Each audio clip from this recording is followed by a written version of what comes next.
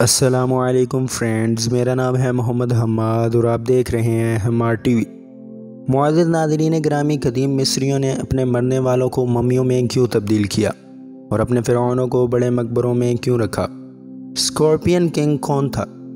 اگر آپ کو قدیم مصر کی ثقافت میں دلچسپی ہے تو ہماری اس ویڈیو کو شروع سے آخر تک دیکھیے، اور اگر ویڈیو پسند آئے تو لائک اور شیئر کرنے کے ساتھ ساتھ ہمارے چینل کو سبسکرائب کرنا نہ بھولیے گا۔ اسکارپین کنگ 3400 سال پہلے قدیم مصریوں نے دو ریاستیں بنائیں، جن میں سے ایک کا نام تھا اپر کنگڈم اور دوسرے کا نام تھا لوور کنگڈم۔ اس عہد کے دوران اپر کنگڈم کا ایک بادشاہ پیدا ہوا جس کا نام تھا اسکارپین۔ اس کا مقصد قدیم مصر کی سرزمین کو متحد کرنا تھا اور لوگوں نے لکھنے کا ایک نیا طریقہ ایجاد کیا۔ اس کا استعمال اسکارپین کنگ کے کارناموں کو لکھنے کے لیے کیا جانے لگا۔ تحریر کی یہ شکل جلد ہی اس میں تبدیل ہو جائے گی، جو آج ہم قدیم مصر کی تحریری زبان ہائیروگلف کے نام سے جانتے ہیں۔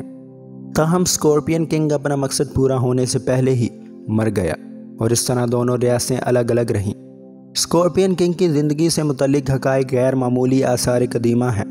ایک پتھر پر کاریگری اسکارپین کنگ کے نام کا پتہ دیتی ہے۔ یہ ممکنہ طور پر انسانی تاریخ کی قدیم ترین تحریر مانی جاتی ہے۔ دی ڈیوائن کنگ، یہ فرعون اسکارپین کنگ کے مرنے کے 100 سال بعد حکومت میں آیا۔ اپر کنگڈم کے ایک شہر ہیرکان پولس سے ایک شخص آیا۔ پہلے اس نے آس پاس کا علاقہ فتح کیا اور پھر لوور کنگڈم کی جانب آ کر دونوں ریاستوں کو متحد کر دیا، اور پھر وہ باربیرین لشکروں کی جانب بڑھا اور اپنی ریاست کی حدود کو مزید وسیع کر دیا۔ اس نے لوور کنگڈم کی ایک شہزادی سے شادی کر کے اتحاد کو مزید مضبوط کر دیا۔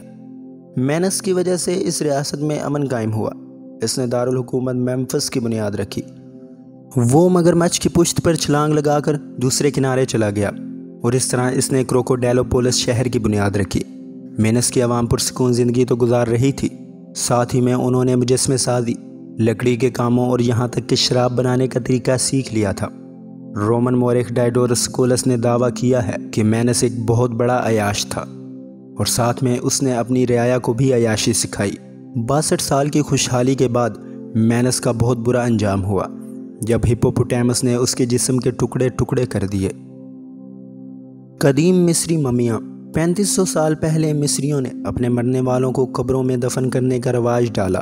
ریت کے خشک پن، دن کی حرارت اور رات کی سردی کی وجہ سے مرنے والوں کا جسم پانی کی کمی سے دوچار رہتا تھا، اور اس طرح یہ قدرتی طور پر محفوظ رہتا تھا۔ قدیم مصریوں کا یہ عقیدہ تھا کہ مرنے کے بعد روح ایک نہ ایک دن جسم میں واپس آ جاتی ہے، اور اگر مرنے کے بعد جسم خراب ہوتا ہے تو روح جسم کو نہیں پہچان سکتی۔ انہوں نے سورج کی روشنی یا آگ سے جسموں کو ڈی ہائیڈریٹ رکھا اور دھوئیں سے گوشت کو ٹھیک کر کے ممیاں بنانے میں کامیاب ہوئے۔ مسٹر عباس، مذہبی عقائد اور بعد کی زندگی کے بارے میں جنون قدیم مصریوں میں بے حد پایا جاتا تھا۔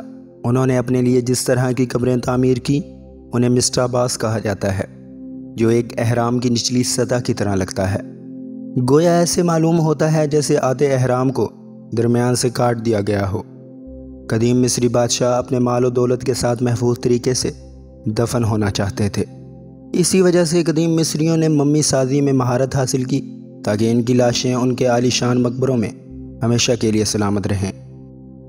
قدیم مصر کی پہلی خاتون حکمران، جب 2990 سال پہلے قدیم مصری ملکہ میرنت کے شوہر کا انتقال ہوا تو اس کے بیٹے ڈین کو بادشاہ بنا دیا گیا۔ ڈین کی عمر ابھی کم تھی اور وہ حکمرانی نہیں کر سکتا تھا، اسی وجہ سے میرنت خود ملکہ بن گئی، اور اس طرح وہ قدیم مصری تاریخ کی پہلی خاتون حکمران بنی۔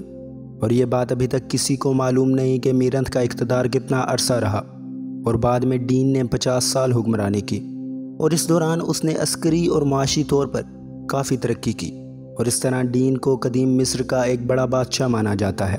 ملکہ میرنت کا مقبرہ بھی ایک عالی شان مقبرہ تھا۔ اس کے ساتھ 40 خادم، قربانی کے جانور اور حتیٰ کہ کشتی بھی دفن کی گئی۔ قدیم مصریوں کے عقیدے کے مطابق ملکہ یہ کشتی سورج کے دیوتا کے ساتھ جنت میں چلائیں گی۔ تو دوستو، کیسی لگی میری آج کی ویڈیو؟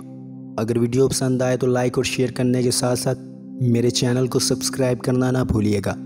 اللہ حافظ۔